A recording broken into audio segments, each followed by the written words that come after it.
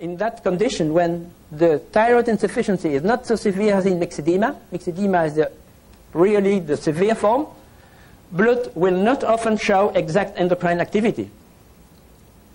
And the problem was try to substantiate that by, let's see, basal metabolism. We all know about the basal metabolism to diagnose thyroid function. After 1914, there was the PBI with cholesterol and lipids, trying to substantiate the clinical impression. But American authors, like Dr. Kimball, Dr. Wharton, and Jackson, Dr. Kimball, Dr. Wharton and Dr. Jackson made those statements. Would you put maybe the next one?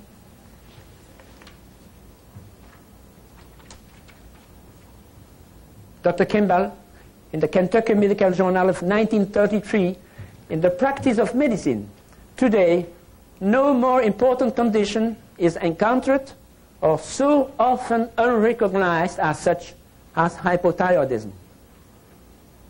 The next, please. Dr. Wharton,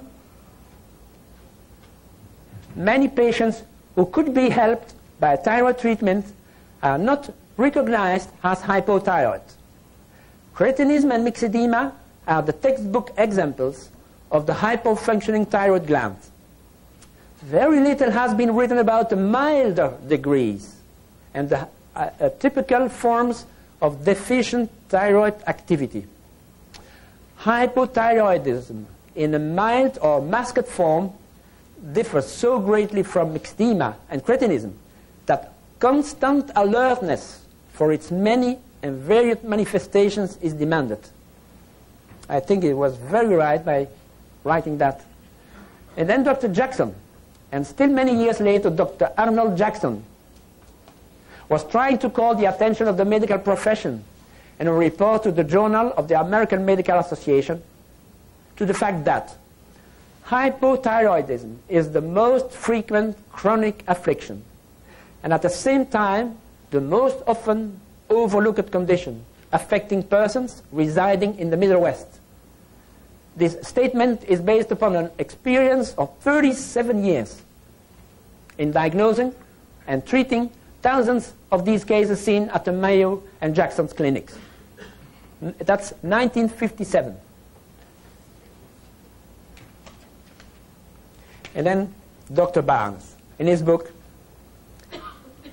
of Hypothyroidism, the Unsuspected Illness, 1976, I would modify Dr. Jackson's statement only to the extent that hypothyroidism remains the most frequent and often overlooked chronic condition affecting people residing all over the United States, as they have spread out from the United States goiter belts abroad and taken up residence all over the country. Dr. Broder Barnes was, I think, a real pioneer, a modern pioneer, and with all his efforts to let known the frequency, the high frequency of the milder forms. My father, Dr. Jacques Hertoghe, second generation, teached me about that. And at the beginning I was reluctant. No, that couldn't be possible. Yes, he was right. My grandfather was right. Dr. Barnes was right, and many other American doctors. Then we came to the area of trying to substantiate thyroid function by blood test. And then it's T3, T4, TSH. And that's on the panorama. And that's a kind of a diagnostic dogma worldwide. That you just will define thyroid function with the T3, T4, TSH in blood. The therapy then, you know that there is quite a bit of evolution in the treatment. That we, now for the moment we try to go to the synthetic forms. And soon I will talk about. To look to biochemical evidence. I put here as a statement, an unfortunate regression has taken place in modern internal medicine. Sound global clinical evaluation has been replaced, that's in my country at least, almost exclusively by snap diagnostic decisions based on lab tests. Laboratory dogmas prevail. Blind confidence in lab tests. Superficial physical examinations seem to be the rule. And patients' complaints are not always taken seriously.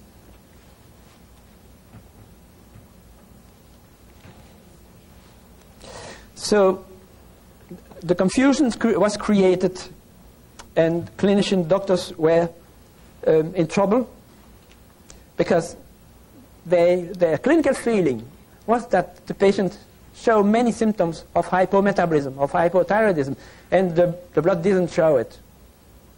Then how to overcome this perplexing situation? By reviving a lost art. To go back to the study of subjective symptoms. Just a list here, subjective symptoms in hypothyroidism is the coldness. Cold hands and feet and knees. Cold skin. The fatigue, at least the morning fatigue. The slowness, the melancholy, headache, skin, hair, nails problems, dry skin, poor hair, poor nails break easily, the swollenness of the face, shortness of breath. They have a slow digestive system. They don't digest well. The liver, slow liver, constipation, bouts of hypoglycemia. They don't drink very much. And they don't have a high blood urine volume for 24 hours. Menstrual problems are also prevalent in hypothyroidism, and the premenstrual tension is very frequent in this. The morning stiffness, arthritis symptoms, muscular cramps.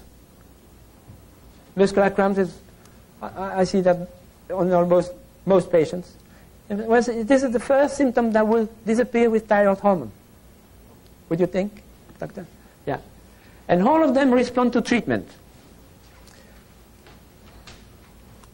So the subjective symptoms, if you have a list of that, we have a list, we can give it to you, is to really to have them on the list and then to give them a weight.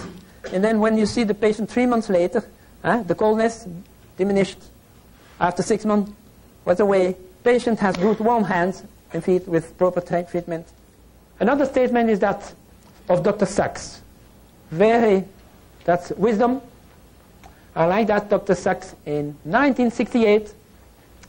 He puts here the patient's true thyroid status depends on his subjective complaints and the physician's objective clinical evaluation. What a statement.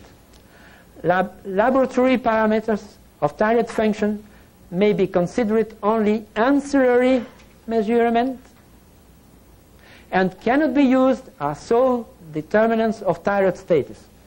Dr. Sachs in 1968. So we should point now to the need of multidimensional approach of the patients. Now, that's the methodology. Often now, at least in my country, the doctor doesn't pay much attention to this part. But most of his time is going to spend time in analyzing the biochemistry. And maybe this is poor medicine, because then we don't have the other part of the patient's condition. So let's go back to that first kind of methodology.